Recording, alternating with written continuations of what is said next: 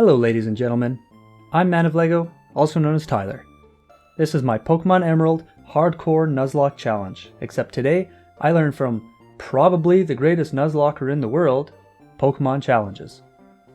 The rules to a Hardcore Nuzlocke, as approved by Pokemon Challenges himself, taken from his Pro Nuzlocker Explains His Preferred Rules video, are as follows. 1. When a Pokemon faints, it is considered dead and may no longer be used. 2. You may only catch one Pokemon per route/town as determined by its Met On text in the summary, and it can only be the first Pokemon you encounter in that area after receiving your first Pokeballs. 3.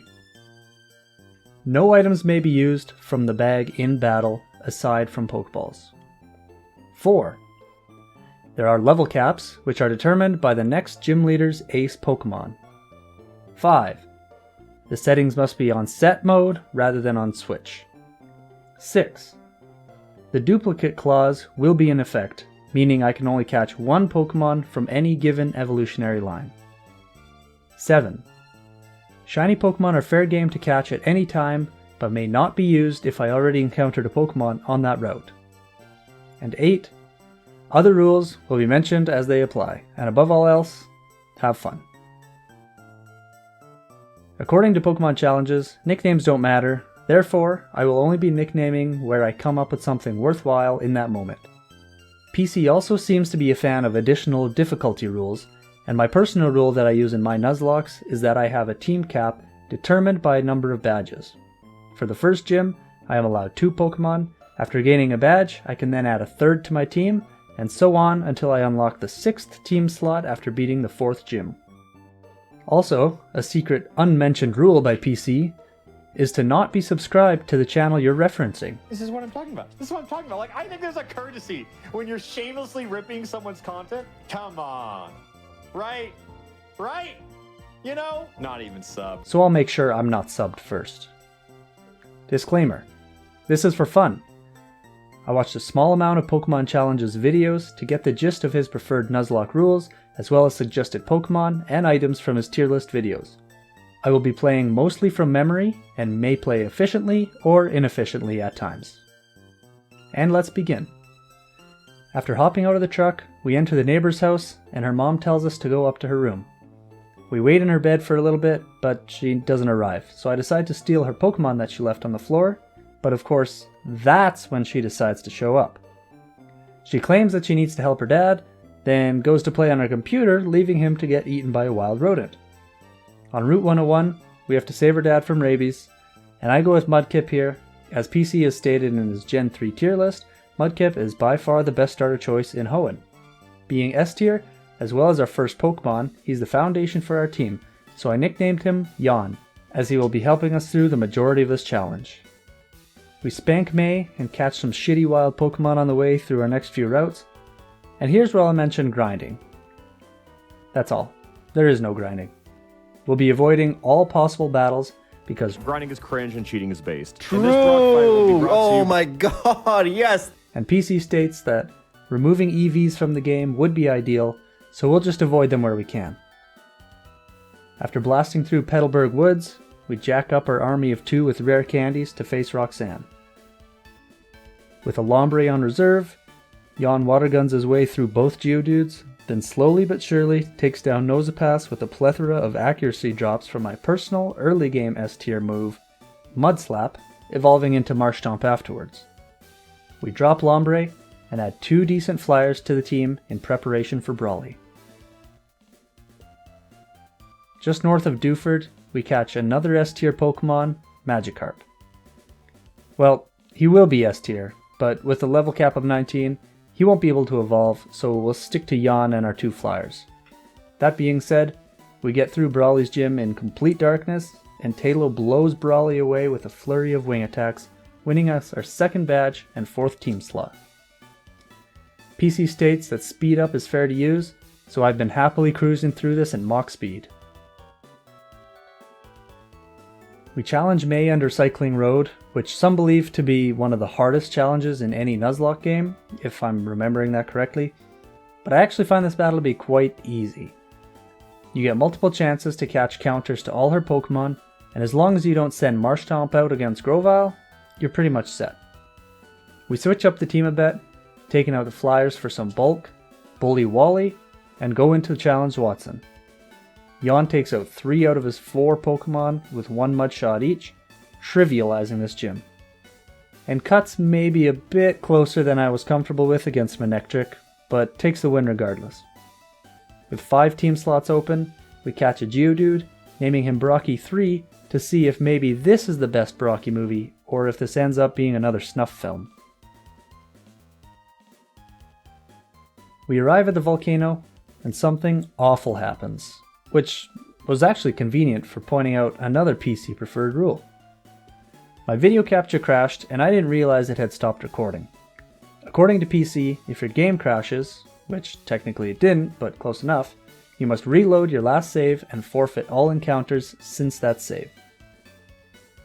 I had made it all the way to Falarbor Town before I realized, but fortunately there were no notable encounters, so I just reloaded my save and got back up to Meteor Falls, where I caught another S tier in Zubat. Now, thank PC for rare candies, because I love Crobat, but Zubat is my least favorite Pokemon to raise ever. Most Pokemon that suck or have no attacking moves like Abra, you can just switch train until he's strong enough to take care of things himself. And you know that's what you have to do. But Zubat learns attacks, and a couple decent attacks at that, such as Bite and Wing Attack. He also has moves like Leech Life, which sucks, no pun intended, but can be good against Psychic types. The thing is, Psychic types obliterate Zubat, and Zubat has no special attack to speak of, so Bite does terrible damage, and by the time you get Wing Attack, which is actually when Zubat becomes pretty decent, he evolves into Golbat and becomes pretty good. But with rare candies, I can skip all that crap at the cost of not gaining any friendship. It's unfortunate, but he'll love us eventually. Thanks, Stockholm. On the brim of an active volcano, Maxie sends out his last pathetic Pokemon, and our team walks away with barely a scratch. After a hop, skip, and a tumble down the mountain, we challenge Flannery. So here's where I learned something. Something big. In PC's tier list, Wobbuffet was high in the A tier, so I decided to get the Wynot egg and hatch it, getting a Wobbuffet for this battle. And hot damn. Let's start at the beginning. After failing to get a burn on Swellow to activate Guts, I went in for the battle. Numel was knocked out, even without Guts, as expected. I then switched to Brocky 3 to give him a bit of time in the spotlight, which he used pretty well, taking out Slugma. He then failed to take out Camerupt, who shows off her humps, her lovely camel lumps, so I switch out Brocky 3, cause Daddy didn't raise no simps. Expecting the heal, we get a free switch into Jan. There's a bit of a back and forth, but Jan runs out the Sunny Day Clock and takes out Camerupt with a 4x super effective water gun. Then comes out Torkoal. Now, thankfully I ran out the sun, because this turtle has 150 base power overheat, and a white herb to cancel the special attack drop. Jan sends some mud her way, and I forget that Torkoal has the white smoke ability, negating all stat drops from opponents' moves. Time to change into Wobbuffet. I have an epiphany on why Encore is so highly regarded by PC, and give it a go. Torkoal gets locked into Body Slam, and it's GG. Knowing what she'll attack with next, I use Counter, and Torkoal goes down with nary an overheat in sight. With 6 team slots and a candy addiction, not unlike myself, we head straight for Stormin' Norman, and Jan spams accuracy drops with Mud Slap. Interestingly enough, Norman only uses 1 Hyper Potion on Spinda, saving the second for another Mon. Switching into Vigoroth versus Wobbuffet, this was a bit of a gong show. For some reason I hadn't fully realized the epicness of Encore, and I just clicked Counter and hoped for the best. He then started switching between Facade and Feint Attack, and I didn't manage to KO, so I had to switch into Gyarados. He drops Vigoroth, then out comes Linoone. Now I've dealt with this Linoone before, and once it gets a belly drum off, it's pretty hard to beat, so I go straight for the kill. Slacking comes out, and I decide to send out Graveler due to his massive defense. Slacking is low special attack, so feint attack isn't a problem, and we just shake the earth around Slacking until he falls into a pit, earning us the 5th badge. I can't. I can't. No, oh, but if you have the quick claw, yeah. After getting the best HM, we go to New Mauville in hopes of finding a Magnemite, but alas, we find a Voltorb. Mildly upsetting, but outspeeding everything with Explosion is a pretty good trump card, so I'm not too mad. We get to the city in the trees to face the 6th gym leader and choose some unorthodox methods. Huge power Azumarill with Rollout. It does a surprisingly good job taking down both Swablu and Tropius before Pelipper stalls us with Protect. I switch to Electro to fry the Pelican.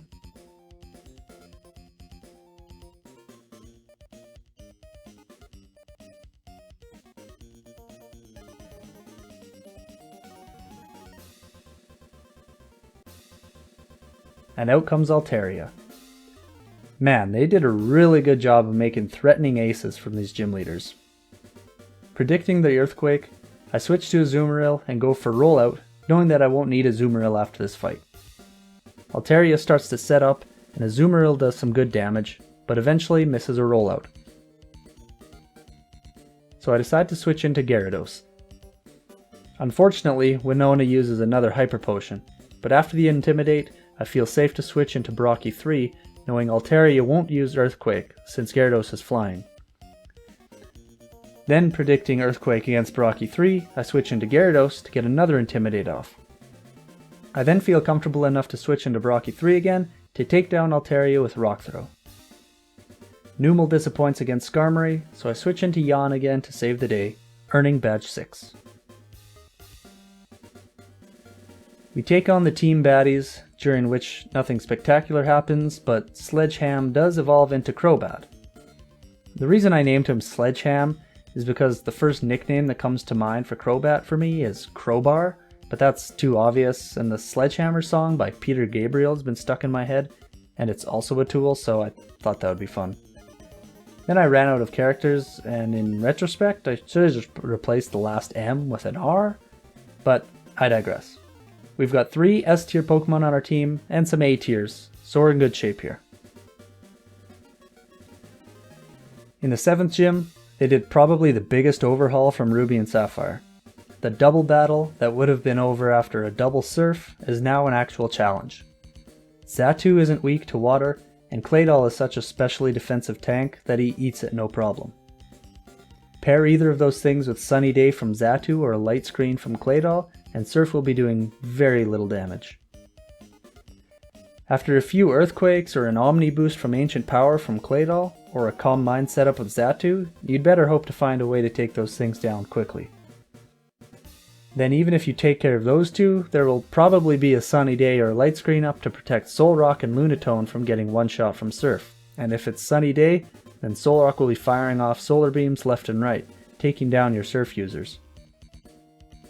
Now I'm sure if you are probably the best Nuzlocker in the world, then you've got this fight down pat, but for first timers, it can be brutal. I got out by the skin of my teeth on this battle, and I feel stronger because of it. In the space station, there's a fun little double battle with Steven to give a bit of a glimpse of the champion's team. You get to choose 3 Pokemon to battle with here, and Yawn took a critical Earthquake here, and it startled me enough to want the battle to end ASAP. Under the deep blue sea, we battle Aqua Leader Archie and take our first loss. I had to sacrifice my HM friend Tentacool for a safe switch into not Magnemite to take out Sharpedo. After beating him, he awakens Kyogre anyways, then after teleporting the same way Groudon did, there's the Battle of the Century in Sootopolis City. I head back there to heal and take a little time to investigate the scene. This really reminds me of when I was a kid and wanted to play Yu-Gi-Oh! But didn't have anyone to play with at the time, so I just played both decks back and forth, pretending not to know what the other deck was going to play. Did anyone else do that? It sounds pretty sad in retrospect, but you can't always have someone to play with. After summoning the green Sky Noodle, the storm subsides and we're free to take on Juan, the replacement 8th gym leader. I changed up my team a bit here, taking Odysseus, the Vileplume, and Minun for the battle, which pays off nicely. I was actually really surprised at Vileplume being able to one-shot some Pokemon with Petal Dance, despite it getting totally shafted compared to Thrash and Outrage, and despite one of the Yokos being Love Disc, I really thought Celia would have at least taken 2 hits, so good on you Vileplume. Kingdra caused me a bit of issue, as they always do, but we take him down, and Minun misses a Vital Thunder and gets absolutely wrecked by Crawdaunt. Odysseus comes back out and concludes the battle handily. We now have access to Waterfall, and this is where I could have went to Meteor Falls to find a Bagon if I had planned that from the get-go, but PC has Salamence in the should be banned tier, so I had caught a Zubat there instead, which still turned out pretty well. Wally waits for us in Victory Road, and for the most part, I dominate him as per usual. Though in the middle of the battle, I pulled off an incredible Encore with Wobbuffet, locking Gardevoir into Future Sight, then taking it out with Yawn. Then I had thought a well-timed Protect would block the attack from Delcatty as well as the Future Sight attack, but unfortunately Future Sight goes right over top of Protect. I thought I was pulling off 2 Galaxy Brain moves back to back, but I was mistaken. Sydney is the first of the Elite Four, and I send out Gyarados to set up some sweet, sweet Dragon Dances. Then Sydney sends out an Absol to set up a Swords Dance, which I predicted, which is why I put a Roar on Gyarados. Gyarados sets up some more and sweeps Sydney into the bin. Phoebe is second, and I learned something pretty sweet. Her lead Dusclops is there to burn all your attack PP. It has the Pressure ability, which makes you use 2 PP per attack instead of just 1, as well as Protect to make those 2 PP go to waste, with a Confuse Ray to screw you over in the meantime. After Dusclops is Banette, which she has 2 of at the same level, so you might not know which one you're facing as they have very different movesets.